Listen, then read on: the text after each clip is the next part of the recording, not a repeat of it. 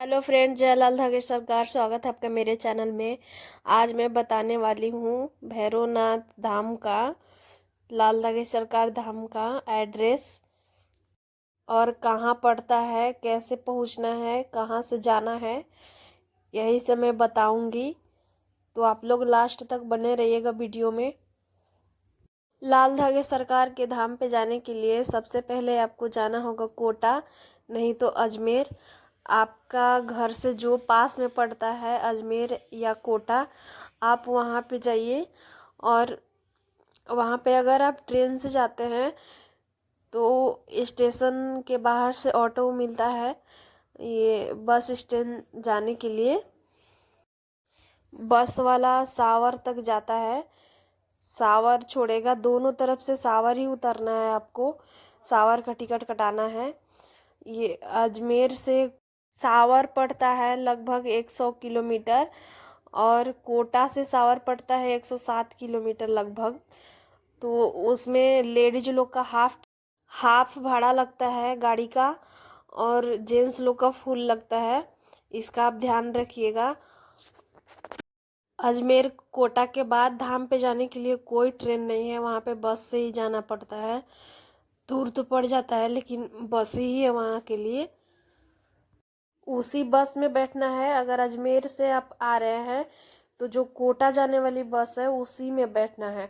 अगर से कोटा से आप आ रहे हैं तो अजमेर जाने वाली बस में बैठना है। उसके बीच में ही सावर पड़ता है, आपको वहीं पे उतर जाना है, सावर में ही।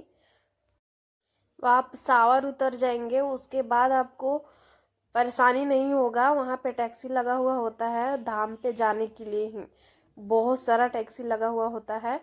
सावर से आपको जाना है, एक गांव है मेहरी खुर्द, वहाँ पे जाना है। तो वहीं से टैक्सी मिलेगी और टैक्सी का भाड़ा 100 रुपया है वहाँ से जाने के लिए। वहाँ से पड़ता है लगभग 11 से 12 किलोमीटर। वो लोग बोलते हैं कम ही लगता है लेकिन उसका 100 रुपया भाड़ा है। टैक्सी का सीधे धाम पे ही छोड़ता है। और अगर उधर से आपको आना है तब भी वहाँ पे टैक्सी बहुत सारा लगा हुआ होता है, शायद धाम का ही टैक्सी है। तो टैक्सी वाला आराम से वहाँ पे छोड़ देगा, वहाँ पे कोई दिक्कत नहीं है, गाड़ी के लिए कोई परेशानी नहीं है। सावर से सब कोई जानता है कि धाम पे, और बहुत कोई इधर से अकेला लगता है लेकिन सावर जाके बहुत कोई मिलता है। बहुत कोई तो मतलब इधर स्टेशन से ही मिल जाएंगे, अजमेर या कोटा से बहुत कोई वहाँ पे जाने वाले होते हैं, लेकिन सावर जाके बहुत ज़्यादा लोग मिल जाते हैं।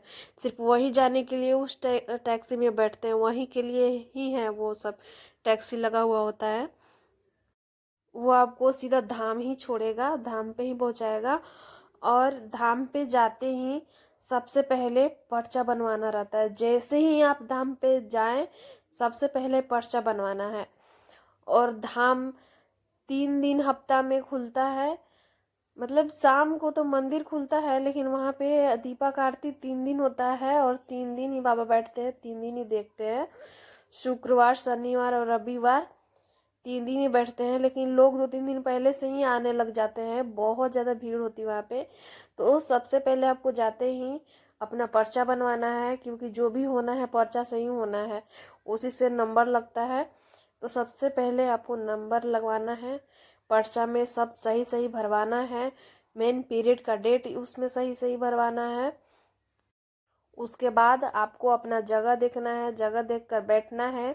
वहाँ पे गद्दा मिलता है, बहुत सारा गद्दा रखा हुआ होता है, उसमें से आप गद्दा उठाइए, किसी से पूछना नहीं है, अपना गद्दा उठाइए और जहाँ भी जगह मिल रहा है गद्दा को बिछा करके और अपना सामान रखिए। और सब उसके बाद सबसे पहले नहा धोवा कर, वहाँ पे नहाने के लिए भी सब सुविधा उपलब्ध है वहाँ पे। सबसे पहले नहाइए और नहाकर बाबा को प्रणाम करिए। अगर आप शुक्रवार को पहुँचे हैं तो आपका शनिवार को नंबर लगेगा। अगर सुबह सुबह शुक्रवार को पहुंच गए हैं तो सुबह सुबह ही आपका उसी दिन नंबर लग जाएगा। लेकिन अगर आप 9-10 बजे के बाद पहुंचते हैं तो फिर आपका दूसरे दिन नंबर लगेगा। अगर आप शुक्रवार को पहुंचे हैं तो सुबह सुबह पहुंच गया तब तो ठीक है, और नहीं तो अगर आप गुरुवार को पहुंचेंगे तो शुक्रवार को आपका नंबर लगेगा। सुबह सुबह में ही देखते हैं और सब कोई बहुत जल्दी, मतलब 3-4 बजे से ही सब नहाने लग जाते हैं, 1 बजे से ही नहाने लग जाते हैं उठ करके, क्योंकि सुबह सुबह, बिल्कुल सुबह सुबह वहाँ पे आरती होता है।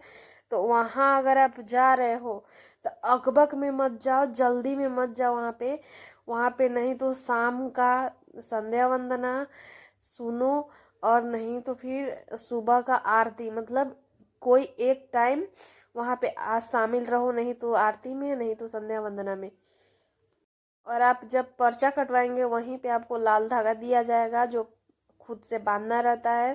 पहले बाबा बांधते थे, लेकिन अब बहुत ज़्यादा भीड़ होने लगा है तो एक एक को बांध नहीं सकते हैं, इसलिए अब खुद से ही बांधना रहता है।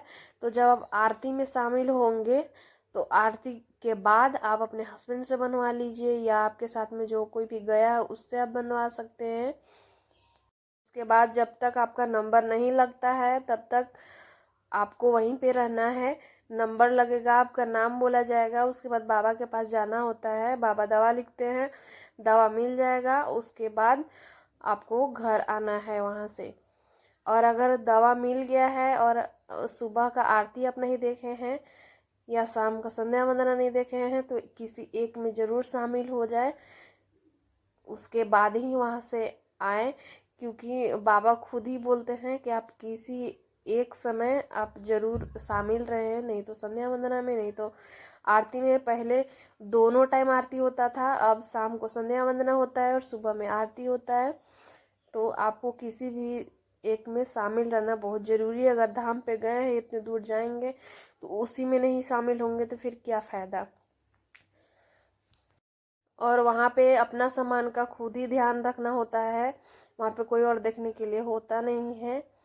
तो आप लोग खुद अपना सामान का ध्यान रखिएगा। बाबा भी बोलते हैं कि आप अपना खुद सामान को देखें, किसी और पे नहीं छोड़ना है, या अकेले ऐसे ही नहीं छोड़ के जाना है। वहाँ पे ऐसा कुछ नहीं है, वहाँ पे सब बच्चे के लिए आते हैं, तो कोई ऐसा गलत काम नहीं करता है। फिर भी अपना सामान का ध्यान खुद रखना है वहाँ पे। तो आज के लिए इतना ही, मिलते हैं फिर अगले वीडियो में अगली जानकारी के साथ। तो आप लोग लाइक, कमेंट और शेयर ज़रूर करिएगा। तो चलिए दोस्तों, आज के लिए इतना ही, बाय बाय।